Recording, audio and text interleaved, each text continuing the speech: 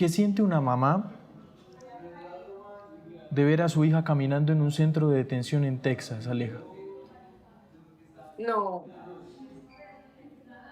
para mí creo que es la experiencia más atroz que he tenido en mi vida. Podría, estaba dispuesta a entregar lo que fuera con tal de que liberaran a mi hija. Si eso significaba que yo me quedara allí años, aunque fuera, o sea, no, ninguna mamá debe verse sometida a esto cuando no ha cometido ni siquiera un delito. O sea, es que no estamos hablando de un tema legal, estamos hablando de humanidad. Es un niño que no ha hecho nada, que no tiene decisión. No, creo que hay muchas secuelas emocionales. Incluso hubo una noche en que a las 3 de la mañana llamé a mi esposo con una crisis de ansiedad y le dije que me sentía al borde del suicidio, que me sacara de allí, que yo no soportaba ver más amigas encerradas. Me da cierta impresión de lo que usted me describe, Alejandra, impotencia, es impotencia tal vez de que es un camino donde uno a veces no ve la salida pronto. Sí, yo ofrecí muchas alternativas legales mediante los abogados para que pudieran liberar a mi hija y nunca fuimos escuchados. O sea, la impotencia que sientes porque no te hablan, o sea, es que te den respuestas, pero nadie te habla, nadie responde. La corte no responde, ICE no responde. Te sientes acorralado psicológicamente porque es una ignorancia total. Preguntas en el centro, mandas cartas, estás enfrentándote a un idioma que no es tu idioma nativo y sin embargo pelear en inglés, buscar alternativas, medios de comunicación, incluso lideré una manifestación dentro del centro para darnos a conocer de la impotencia cuando ya llevaba 3 meses y no teníamos alternativas ni respuestas claras.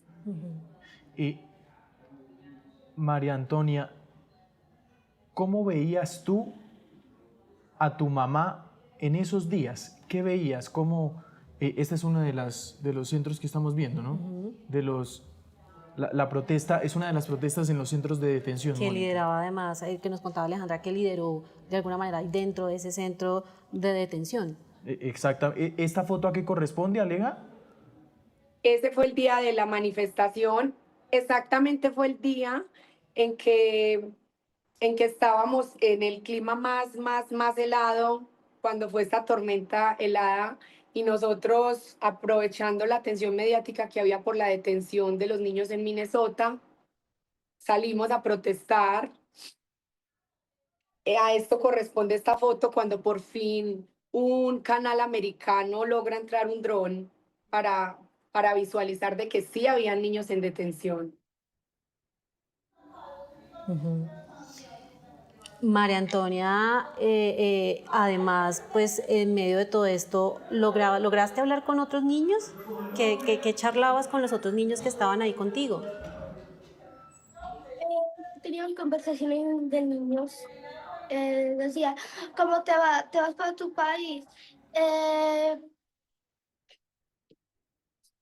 bueno, qué pesar.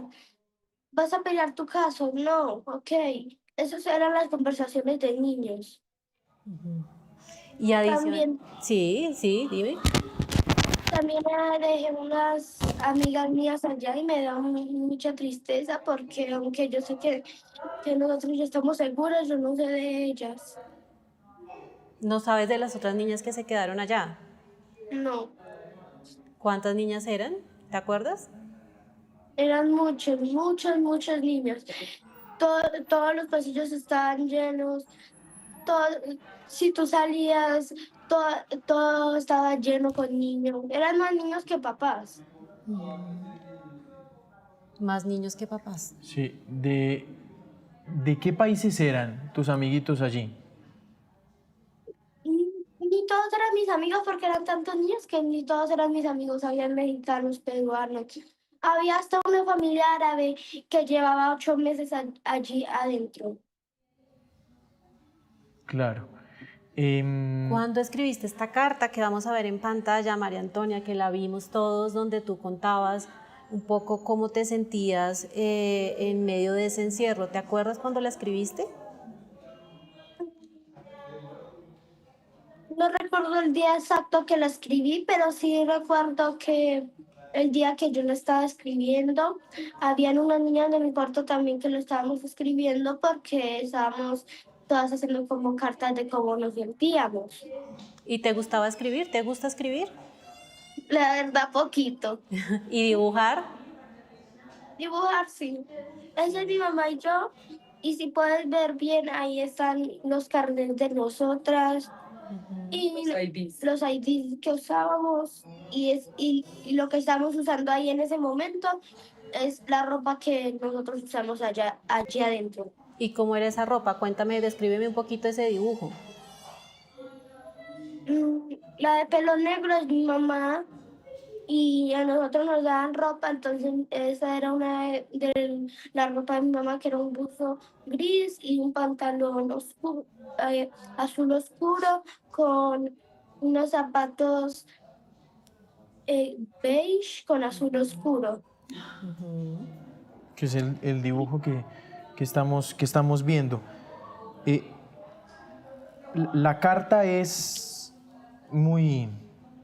La carta que escribiste es muy bonita también, ¿no, María Antonia? Pero también refleja un poco la tristeza tuya que estabas sintiendo allí.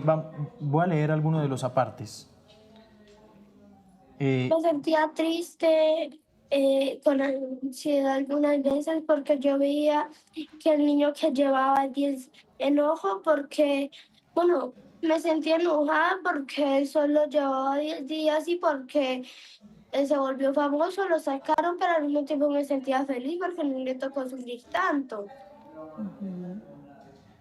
¿Sentías que había niños que les tocaba sufrir mucho más ahí? Sí, pero el niño que lo liberaron porque se volvió famoso, siento que aunque no le tocó sufrir mucho y eso es feliz, eh, todos nos esforzamos y pensamos que iban a sacar a todos, pero no, solo lo sacaron a él.